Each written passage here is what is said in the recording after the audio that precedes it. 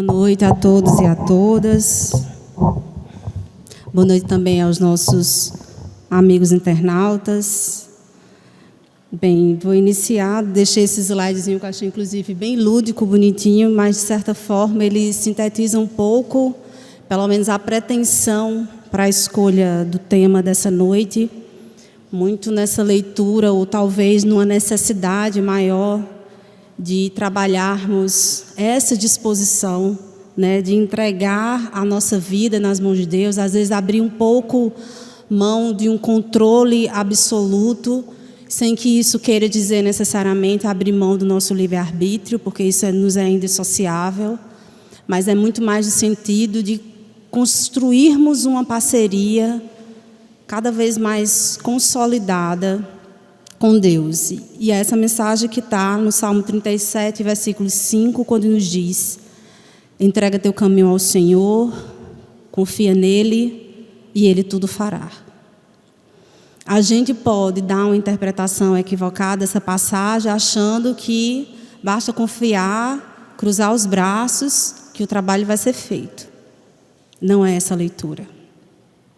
Talvez a leitura seja muito mais no sentido de que a gente precisa dançar com a vida cósmica. Fazer com que a nossa participação pessoal esteja conectada a uma energia infinitamente mais sábia, que é a energia divina que rege esse universo.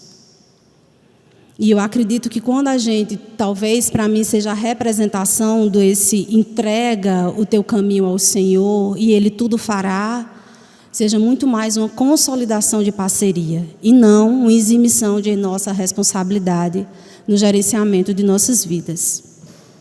E aí, em especial, essa noite, eu confesso que eu gostaria de dedicar essa palestra a uma prima minha muito querida, que infelizmente não está podendo assistir, não está aqui hoje, mas graças à tecnologia, essa palestra, eu espero, viu, Palma, que não dê problema, que ela consiga ficar gravada, para que a gente possa, né, refletir o quão importante diante das aflições, dos desafios. Acho que a palestra de Leidson estava muito na sintonia nesse sentido.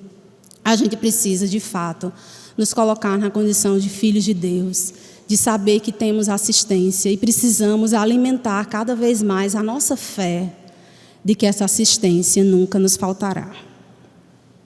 E aí, antes de chegar na realidade dessa passagem, primeiro, só para esclarecer, hoje eu trouxe slides, não é que vai ter vídeo, não vai ter, mas muito mais como uma necessidade de que a leitura pudesse me ajudar, de fato.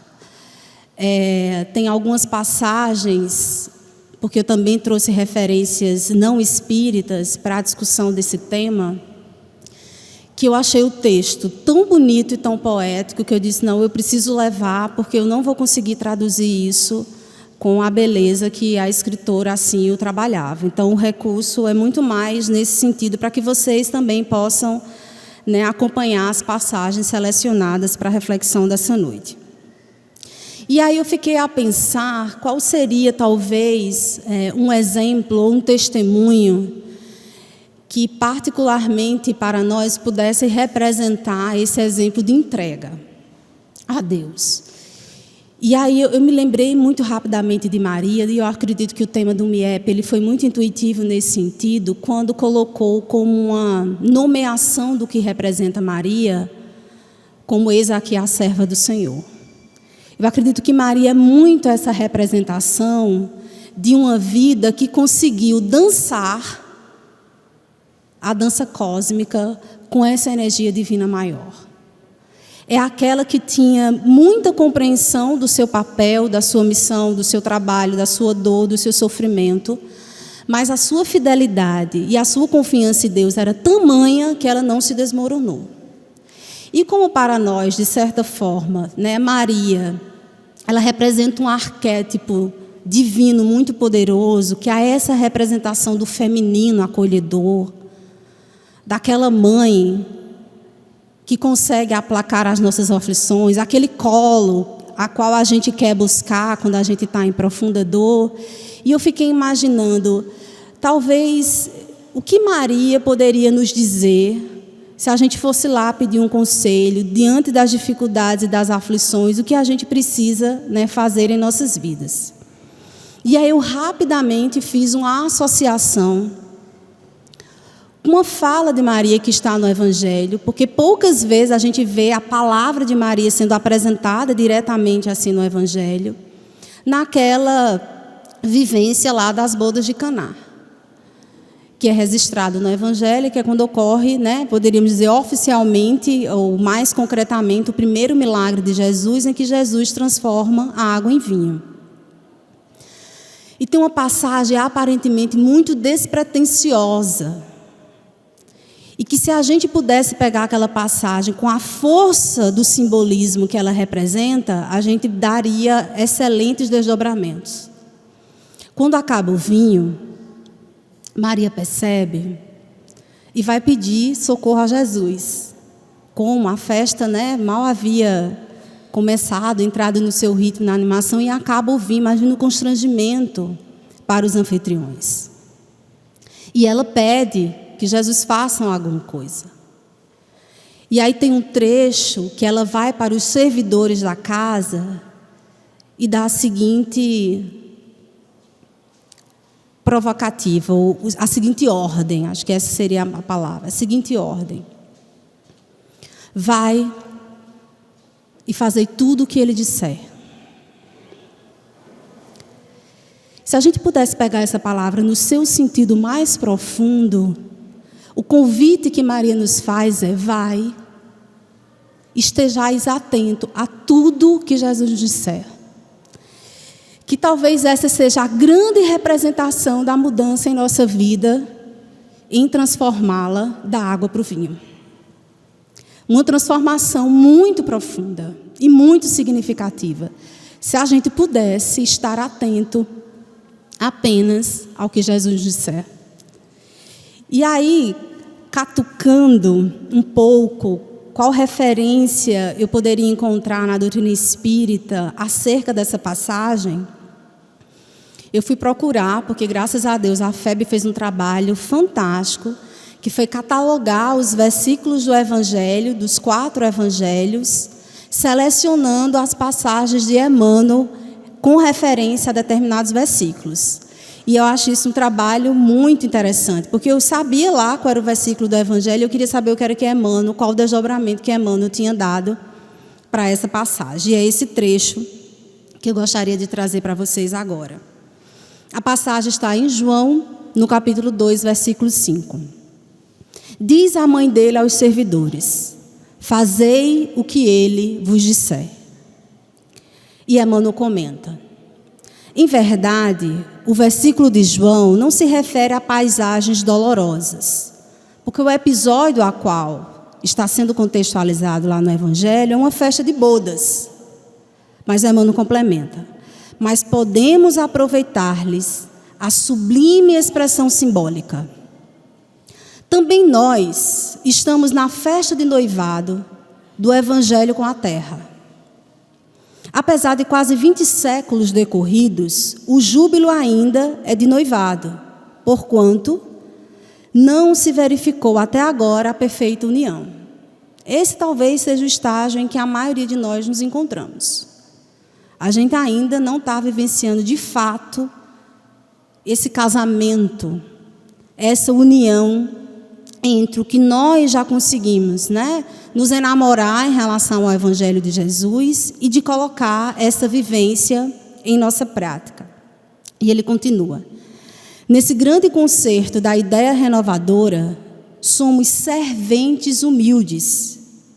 Em muitas ocasiões, esgota-se o vinho da esperança. Sentimos-nos extenuados, desiludidos. Imploramos a ternura maternal e eis que Maria nos responde: fazei tudo quanto ele vos disser. O conselho é sábio e profundo e foi colocado no princípio dos trabalhos de salvação. Essa é a primeira aparição visivelmente mais pública. Alguns dizem, inclusive, que talvez a dimensão missionária de Jesus tenha acontecido nas bodas de Caná. Escutando semelhante advertência de mãe, meditemos se realmente estaremos fazendo tudo o quanto o Mestre nos disse. E aí, vendo essa passagem, talvez a reflexão seja muito nesse sentido, assim. Se de fato a gente pretende ter uma vida alinhada com a lei divina, com a sua sintonia, se de fato a gente quiser dar uma mudança ou uma transformação significativa e renovadora em nossas vidas, a gente precisa estar um pouco mais atento ao que Jesus nos diz. Tendo em vista que Ele talvez seja para nós a representação mais perfeita desse que entregou-se a Deus. Se integrou no sentido de representar que Ele é o Pai, era um só. E que talvez por isso esse Espírito se apresente para nós como aquela alma integral, resolvida, sem sombra, que conseguiu ultrapassar muita caminhada que a gente ainda está iniciando. Então, que possamos cada vez mais estar atentos às lições que nos foram presenteadas por Jesus, porque talvez seja esse o caminho mais seguro para nos aproximarmos dessa conexão mais participativa ou colaborativa, né, com o nosso Pai maior. E aí nós vamos agora para um outro texto de Emmanuel, que está lá no livro Religião dos Espíritos. Esse livro, particularmente, Emmanuel, ele traz trecho de problematização de questões do livro dos Espíritos, e ele traz alguns desdobramentos, né, a partir de uma questão referência lá do livro dos Espíritos. E nesse texto, A Hora da Crise, ele traz uma referência à questão 466 do livro dos Espíritos, que é a pergunta que Kardec faz à espiritualidade: por que é que Deus, né, permite que os espíritos nos incitem o mal? Porque aparentemente a gente, né, infelizmente, ainda gosta de sair nessa justificativa, nessa racionalização de que a vida ela é muito complicada, que as dificuldades elas se avolumam, que a coisa não consegue entrar no seu compasso. Porque, infelizmente, a gente tem um monte de obsessor atrapalhando as nossas vidas. E, assim, a gente poderia até estar melhorzinho se não tivesse essa galera atrapalhando e dificultando, né, a nossa tarefa. E talvez por conta disso, a gente às vezes olha de maneira muito fugidia para essa questão 466, porque é o momento em que a espiritualidade ela vai nos trazer um senso de responsabilidade frente à nossa participação no conluio com o mal. Porque os obsessores, eles só se consociam conosco por sintonia, por débito, por afinidade e outras tantas questões que a gente está farto de saber, mas que a gente morre de medo de querer encarar essa verdade. Porque até hoje a gente fica querendo o que é mais fácil. Se alguém pudesse, assim, né, na direta, dizer qual é o meu problema, é uma perturbação espiritual que está acontecendo comigo e por isso que a minha vida está desandando.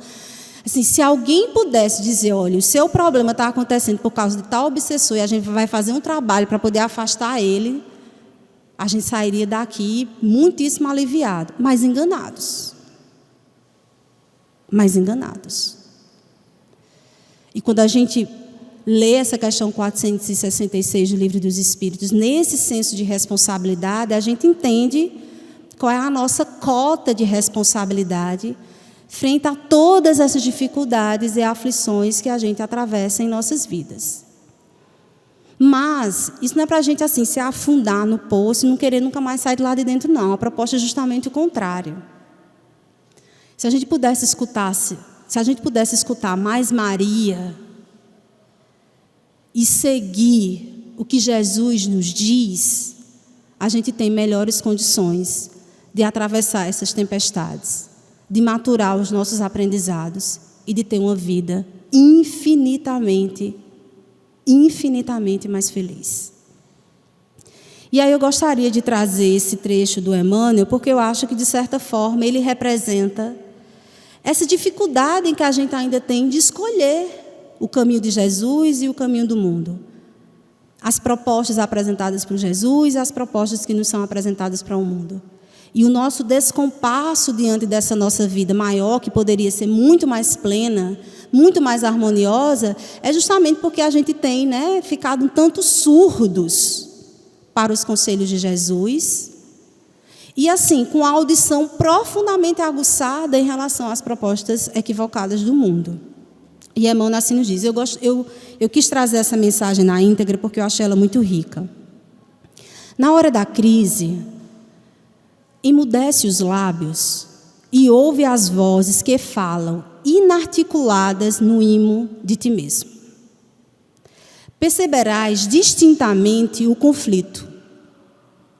É o passado que teme ficar e o presente que anseia pelo futuro. É o cárcere e a libertação. A sombra e a luz. A dívida e a esperança. É o que foi e o que deve ser. Na essência, é o mundo e o Cristo no coração. Grita o mundo pelo verbo dos amigos e dos adversários na terra e além da terra. Adverte o Cristo através da responsabilidade que nos vibra na consciência. Diz o mundo: acomoda-te como puderes. Pede o Cristo. Levanta-te e anda. Diz o mundo: faz o que desejas. Pede o Cristo: não peques mais. Diz o mundo: destrói os opositores. Pede o Cristo: ama os teus inimigos. Diz o mundo: renega os que te incomodam. Pede o Cristo: ao que te exija 1000 passos, caminha com ele 2000. Diz o mundo: apega-te à posse. Pede o Cristo: ao que te rogue a túnica, cede também a capa. Diz o mundo: fere a quem te fere. Pede o Cristo: perdoa sempre. Diz o mundo: descansa e goza. Pede o Cristo: avança enquanto tens luz. Diz o mundo: censura como quiseres. Em redes sociais é só o que a gente tem feito. Pede o Cristo: não condenes. Diz o mundo: não repares os meios para alcançar os fins. Diz o Cristo: serás medido pela medida que aplicares aos outros. Diz o mundo: aborrece os que te aborreçam. Pede o Cristo: ora pelos que te perseguem e caluniam. Diz o mundo: acumula ouro e poder para que te faças temido. Diz o Cristo: provavelmente nesta noite pedirão tua alma, e o que amontoaste, para quem será? Obsessão também é problema de sintonia. O ouvido que escuta reflete a boca que fala. Não precisas, assim, sofrer longas hesitações nas horas de tempestade. Se realmente procuras caminho justo, ouçamos o Cristo. E a palavra dele, como bússola infalível, traçar-nos-á rumo certo. É um roteiro lúcido, mas ao mesmo tempo muito profundo, porque não é fácil. Não é fácil. Mas se de fato quisermos nos consociar com o rumo certo, é importante que façamos. Se quisermos almas mais tranquilas, é importante que ouçamos o Cristo. Se quisermos aplacar um pouco mais as nossas dores, precisamos ouvir o Cristo. Não apenas ouvir, mas no exercício de profunda entrega. Nos consociarmos, porque há uma lei de sintonia que nos liga a todos, nos consociarmos, assim, com uma camaradagem, de melhor qualidade, para que a gente possa receber um tanto mais de influências positivas, porque na resposta que a espiritualidade nos dá, na questão 466, ela nos diz justamente isso. Do mesmo jeito que nós temos maus espíritos que nos incitam ao mal, nós temos outras infinidades de espíritos bons que nos incitam ao bem. Então, está aí na nossa escolha de qual é a sintonia, qual é a frequência de rádio que eu vou estar querendo sintonizar. Então, o que a espiritualidade nos ensina a partir dessa reflexão é que, de fato, a gente precisa saber para quem a gente está dando audiência, quem a gente está escutando mais. E se a gente quiser, de fato, uma referência de rumo certo e de planificação, a escolha mais certeira é Jesus. E, na realidade, a organização das reflexões dessa palestra, elas aconteceram ao contrário. Eu fui impulsionada, poderíamos dizer, pela leitura desse livro, O Jardineiro que Tinha Fé, da escritora Clarice Stess. Esse livro me foi emprestado pelo amigo Enio, querido amigo Enio. Eu já havia lido esse livro, acredito que há uns 4 meses atrás. E aí eu fiquei inquieta de ler novamente, por umas demandas familiares, me senti muito irrequieta. E foi um livro que me impactou, um livro muito simples, mas que me impactou profundamente pelas simbologias que ele nos traz. E aí eu estava lendo de ontem para hoje o livro novamente, e aí eu disse, mesmo não sendo uma referência espírita, existem referências espiritualistas que estão para além de nomeação de religião, que sempre nos cabe agregar. E a Estela, a Clarice, ela nos fala nesse conto, na realidade, da sua própria história pessoal, né, com sua família, não apenas nesse livro, em outros livros dela também. Ela traz um recorte muito biográfico das suas experiências, né, com seus familiares, e particularmente nesse livro ela traz muito diálogo entre ela e um tio dela, um homem que conseguiu, né, escapar, entre aspas, né, da Segunda Guerra Mundial, que vivenciou experiências profundamente dolorosas, mas que, ao mesmo tempo, era uma alma profundamente nutrida de fé. E quando uma alma ela é nutrida de fé, ela tem uma imensa capacidade de renovação, mesmo diante de obstáculos aparentemente intransponíveis. E aí eu trouxe alguns recortes desse livro para as reflexões, né, dessa noite. Talvez a grande representação que ela traz nesse livro é de que muitas vezes o nosso terreno árido, a nossa alma, que muitas vezes pode estar nessa condição, precisa passar pelo fogo renovador, precisa passar por um período de descanso, e dá tempo para que a vida possa ajudar em suas novas sementeiras. E isso é uma representação simbólica muito profunda das transformações necessárias para a renovação dos nossos espíritos. E o primeiro trecho que eu gostaria de trazer é essa representação que ela nos traz a respeito do fogo. O fogo como esse elemento simbólico que traz a transformação, que muda de um estado para outro, que muitas vezes aquilo que se destrói, através das suas cinzas, tem uma capacidade de adubo para a renovação. E aí o primeiro recorte que ela nos traz é o seguinte, quando ela nos diz: mas o fogo vem, as dificuldades, as crises, as tempestades, vêm para todos nós. Mesmo que tenhamos medo, ele vem de qualquer jeito. Às vezes por acaso, às vezes de propósito, quando a gente toma a própria iniciativa de encabeçar mudanças em nossas vidas, a gente pode fazer essa renovação de propósito. Às vezes por motivo que ninguém pode entender, motivos que são só da conta de Deus. Mas o fogo, olha essa representação, pode também levar tudo para uma nova direção. Uma vida diferente e nova. Uma vida que tenha seus próprios pontos fortes e seus próprios meios de moldar o mundo. Então, talvez a gente esteja passando por aquela dor assim, que a gente pensa assim, está difícil de administrar. E é só a queimada necessária para que o nosso solo possa estar em melhores condições para futuras semeaduras.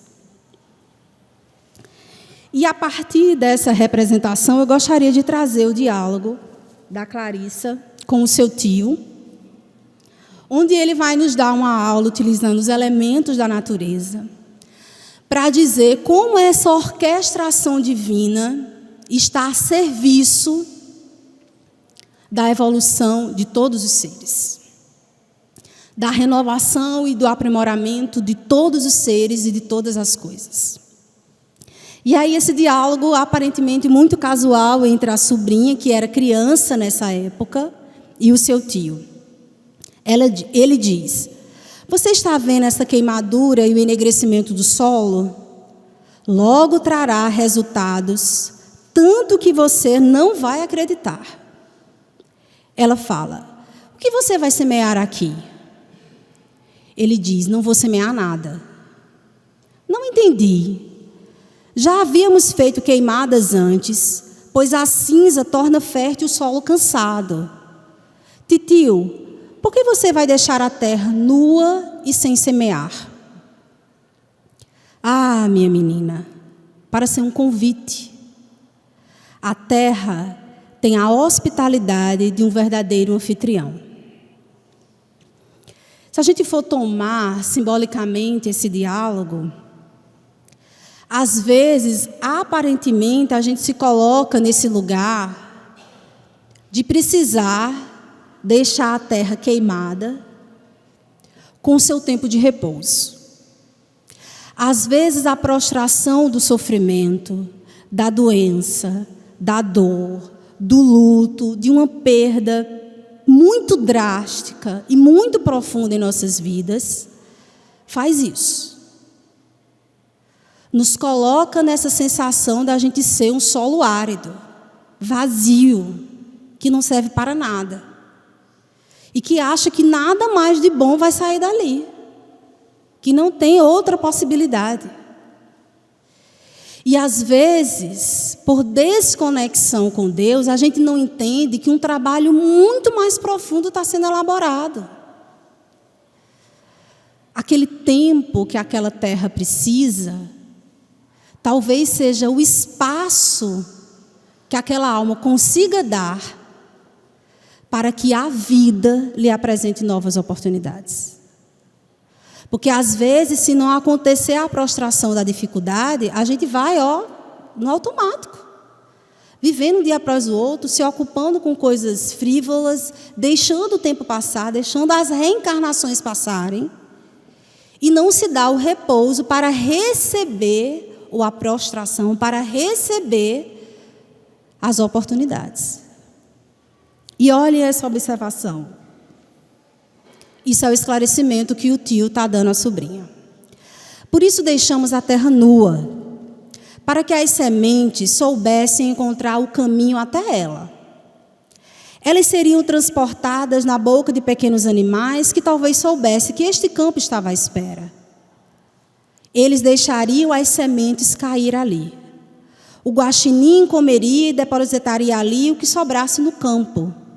As pombas de manhã, voando ali por cima, poderiam deixar sementes dos seus bicos. O tempo e o ar se uniriam para trazer sementes também no vento. Você vai ver, só por causa da tremenda hospitalidade desta terra, coisas maravilhosas começarão a acontecer ali. A leitura que a gente precisa dar é que nesse tempo de repouso, nesse tempo de prostração, nós precisamos ser excelentes anfitriões das oportunidades que a vida nos oferecerá. Esse é o bem sofrer. Essa é a compreensão profunda do bem sofrer. É poder estar disponível ao que Deus tem a nos ofertar de mais grandioso. Porque às vezes a gente fica fazendo, sabe o quê? Monocultura. Teimando e só querer semear aquilo. O clima não é adequado. O solo não está preparado ainda. E a gente teima porque tem que frutificar no nosso tempo. E a monocultura agride. A monocultura nos limita. Quando a gente deixa a terra nua, disponível, e se coloca na condição de anfitrião, a gente recebe a diversidade das oportunidades que Deus tem a nos ofertar. E simbolicamente, essa pomba, esse guaxinim, esse tempo, esse ar, são as inúmeras pessoas, são as inúmeras situações, são os inúmeros aprendizados que a vida está querendo jogar para semear nesse terreno que somos nós.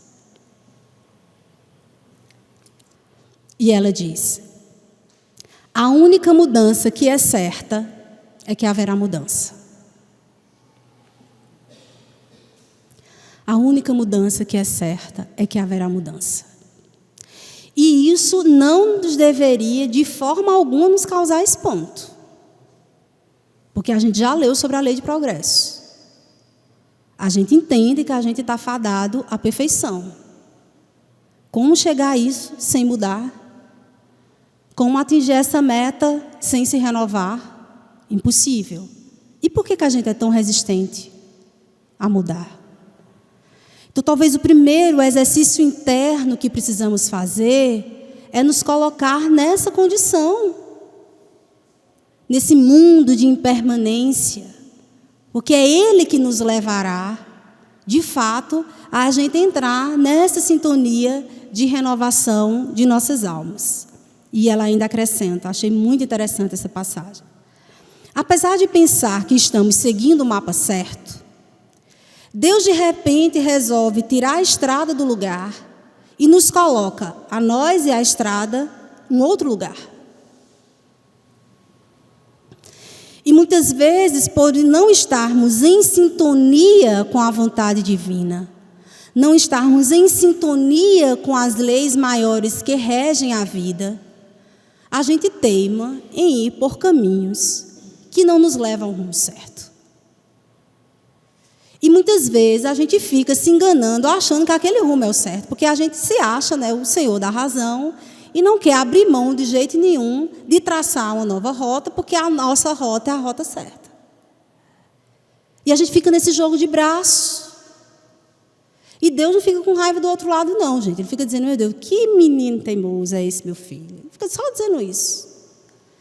Porque a gente muda ou a gente não muda, a gente quer ou a gente não quer, a gente aceita essa nova estrada, esse novo rumo, ou a gente continua a ser o que é. A gente fica nesse jogo e nesse conflito. Tem uma cena que eu acho muito simbólica, acho que as pessoas jovens talvez não tenham assistido Ghost, mas essa galera assim, que é década de 70, 80, 90, acho que assistiram o filme Ghost. Tem uma cena que eu acho muito simbólica nesse filme Ghost, que é quando ela é obrigada a dar aquele cheque de 2 milhões às freiras, né, para a obra da caridade.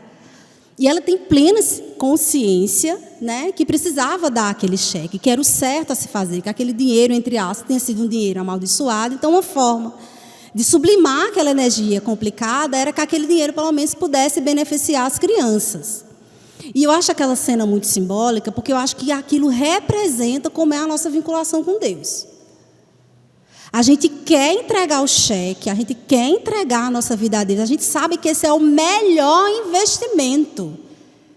É o investimento mais alinhado às leis divinas, é um investimento que está em sintonia com a fraternidade, com o exercício de amor, de progresso, de evolução.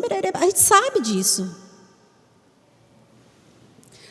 Mas como é difícil entregar aquele cheque. Quem não assistiu esse filme, por favor, assista, só para vocês entenderem, né, essa representação dessa cena. Ela dá, a freira segura do lado, ela puxa, tem o espírito aqui cutucando que ela precisa entregar, porque foi por conta daquele dinheiro que ele acabou sendo assassinado. E a gente fica, né, entrega ou não entrega, entrega ou não entrega. Muitas vezes, essa é a representação do que somos. Temos uma vida, temos até essa compreensão de qual rumo, qual estrada a gente precisa seguir, mas a gente fica ainda complicando essa negociação com Deus. Olhem que observação importante que a Clarissa nos traz. Tenho certeza de que em cada campo de pousio, que é esse momento de repouso, necessidade que a terra tem de ficar lá, sem ninguém mexer com ela, nossas vidas estão esperando para renascer. E o que é mais espantoso, essa nova vida virá, quer queiramos ou não. Ninguém entrava o processo evolutivo. Ninguém entrava o processo evolutivo. Se engana a gente de achar que as coisas não estão rumando para a evolução. O que a gente pode fazer assim, é ajudar, para que a gente não se atrapalhe tanto, para que a gente possa aproveitar melhor as oportunidades, para que a gente possa entrar no fluxo e não ficar gastando energia nadando contra a maré. Entremos no fluxo. Fiquemos sentindo o prazer que é boiar e deixando muitas vezes a vida levar. Se nossa energia estiver em sintonia com o divino, abramos essa concessão. Porque infelizmente, não sei se felizmente ou infelizmente, porque acho que tudo não tem um lado bom, um lado ruim, vai tudo de como a gente movimenta, né, as coisas, o mundo, as representações. A nossa racionalização nos ajudou profundamente, mas ela também tem atrapalhado um bocado o nosso processo evolutivo. Porque a gente quer ter um controle, como se a gente se achasse que tem um controle de 100% de nossa vida. E como a gente atrofiou o sentimento, a intuição, que é algo tão valoroso para orquestrar a nossa existência. Nós precisamos da racionalização, do intelecto, a gente precisa pensar, a gente precisa racionalizar, precisa tomar decisões prudentes, mas a gente também precisa se consociar, a gente precisa dar espaço para que a intuição se faça presente em nossas vidas. A gente precisa escutar os nossos sentimentos, estar atento às nossas sensações, porque também são elementos muito sinalizadores.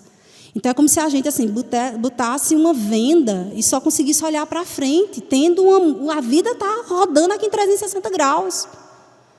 E a gente está achando que só olhando para frente a gente consegue dar conta de todas as dimensões. E ela diz, podemos arrancá-la. Eu vou voltar para poder ler e fazer sentido o trecho completo. Tenho certeza de que em cada campo de pousio, novas vidas estão esperando para renascer. E o que é mais espantoso, essa nova vida virá, quer queiramos ou não. Podemos arrancá-la a cada vez, mas ela reenraizar-se-á e voltará a se fundar.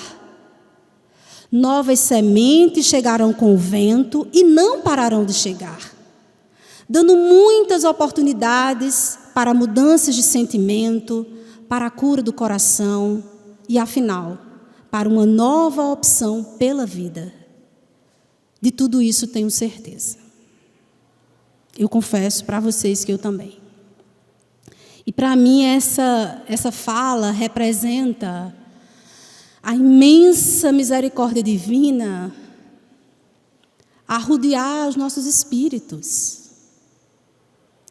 Quer tenhamos muita consciência, pouca consciência, estamos sempre recebendo oferta de Deus, oportunidades, novos corpos, novas vidas, novas reencarnações, uma nova oportunidade de saúde, de inteligência, de relações, sempre, sempre. Quer queiramos ou não, a misericórdia divina circunda e sonda as nossas vidas. E que possamos, cada vez mais, conseguir olhar a nossa vida nessa perspectiva. Porque se a gente conseguir, entrar nesse fluxo, entrar nessa sintonia, a gente vai receber as oportunidades para as mudanças de sentimento, para a cura do coração, para uma nova opção pela vida. Porque a gente vai conseguir entender cada vez mais que o que nos chega é para o nosso aprendizado. Nada acontece por acaso, o corpo que eu tenho, a família que eu tenho, as relações que eu tenho, os desafios que eu tenho, o trabalho que eu tenho, as energias que eu tenho. com quem eu me consorcio, absolutamente nada é por acaso. A diferença está na nossa percepção de como é que a gente está recebendo essas sementeiras.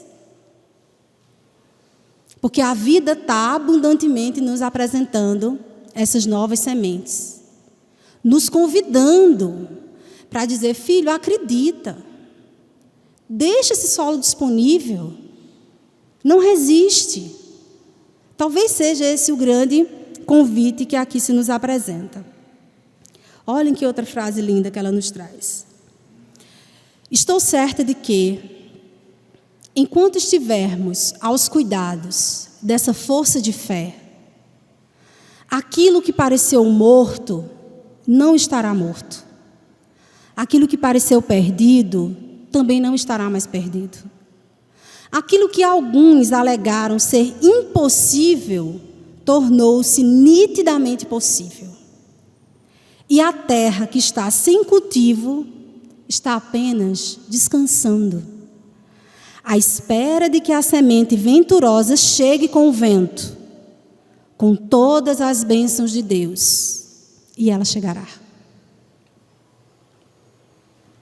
Ela chega sempre, para todos nós. As bênçãos de Deus sempre nos alcançam. Tem uma mensagem que a gente sempre diz, que está lá em Vida Feliz, que Jonas diz: o socorro sempre chega antes. Sempre. A diferença é que a gente está com almas tão acanhadas com relação aos exercícios de fé, que a lente fica nebulosa e a gente não consegue enxergar. E que talvez a leitura que a gente precise fazer de si mesmo diante desses desafios é que esse nosso terreno, ele não está improdutivo. Ele não é infértil. Porque às vezes a gente está tão no fundo do poço que a gente não consegue se enxergar na integridade do que somos. Então é como se a dor fosse maior do que a gente, que a dificuldade fosse maior do que a gente, que o luto fosse maior do que a gente, que a perda fosse maior do que a gente. E no final das contas, a grande leitura dessa representação é que nós somos maiores. E que tudo isso são apenas sementes nos convidando a frutificarmos uma vida nova, diversa, plena, alinhada. E eu particularmente acho muito interessante quando ela coloca que a terra que está sem cultivo está apenas descansando. Porque, aparentemente, quando a gente está dormindo, descansando os nossos corpos, a gente acha, né, que... E eu não estou falando nem da dimensão espiritual, tá? Porque eu sei aqui que a gente sabe, quando a gente dorme, o espírito vai lá, desdobramento, vai lá para as suas, né, viagens espirituais. Eu nem estou falando dessa dimensão. Eu estou falando de uma dimensão mais materialista mesmo. Quando a gente dorme, a gente tem essa impressão que apagou, né? Tudo está vivo.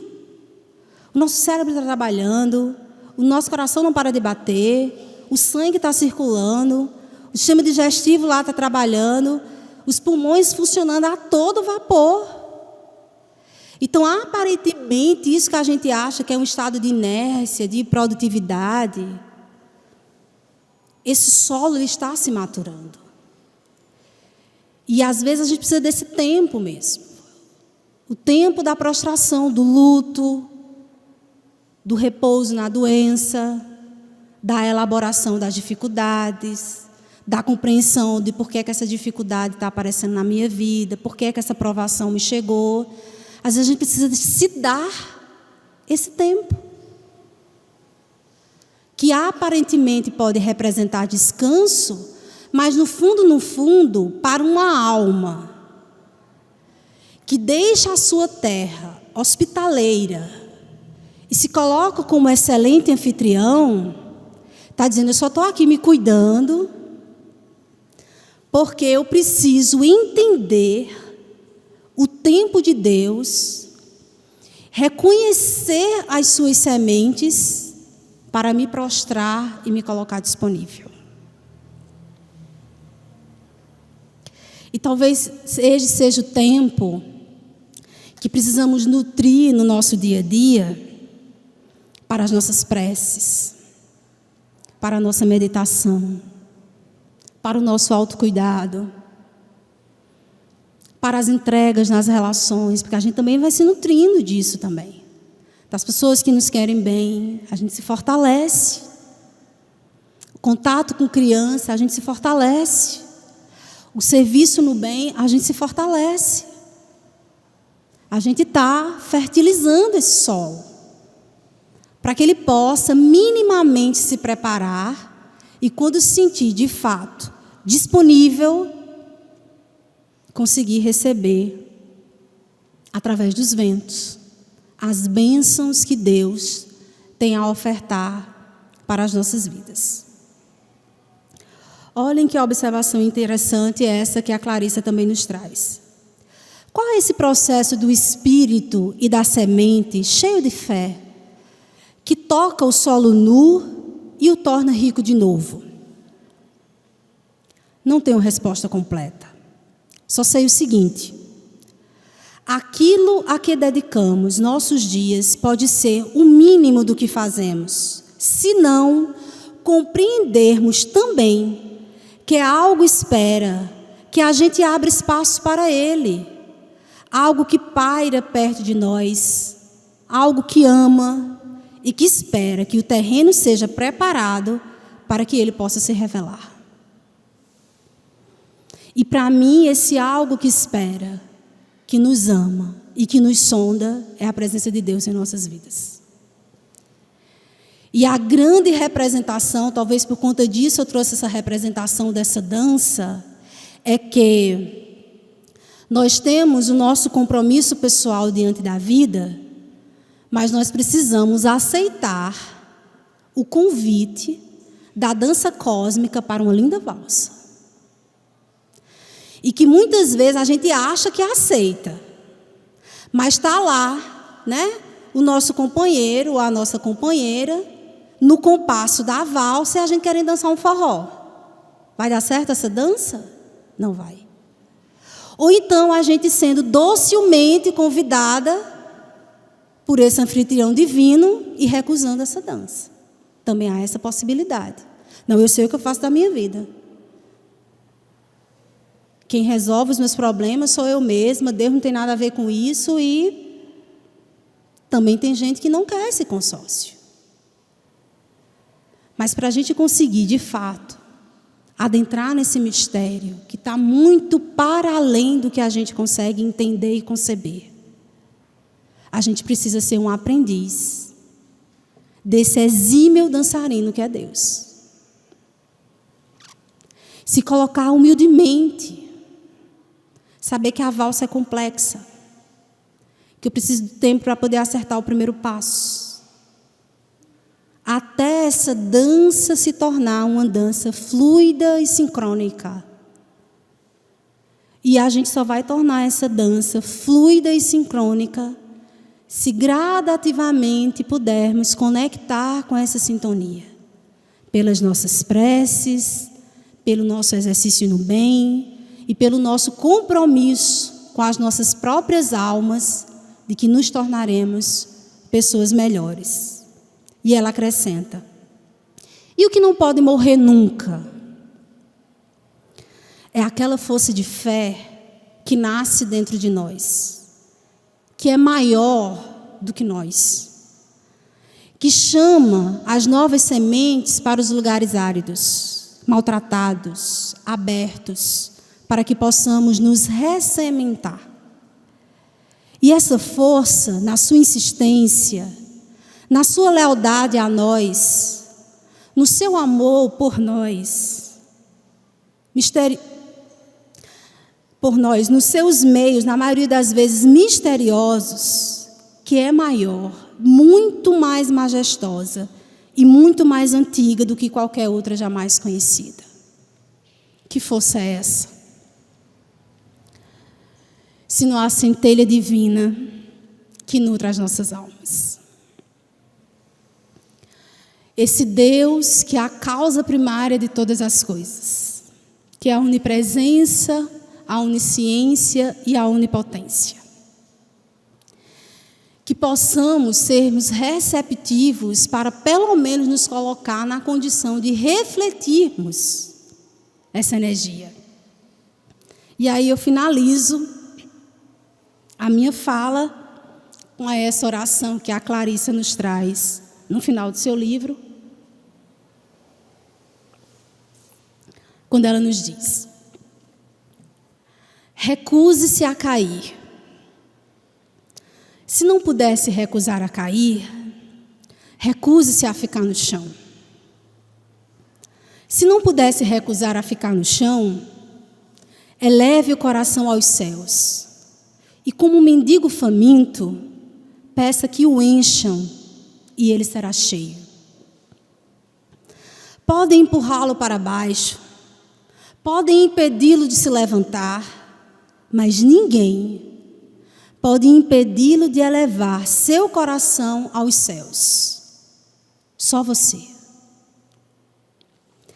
E no meio da aflição, que tantas coisas ficam claras. Muito lindo isso.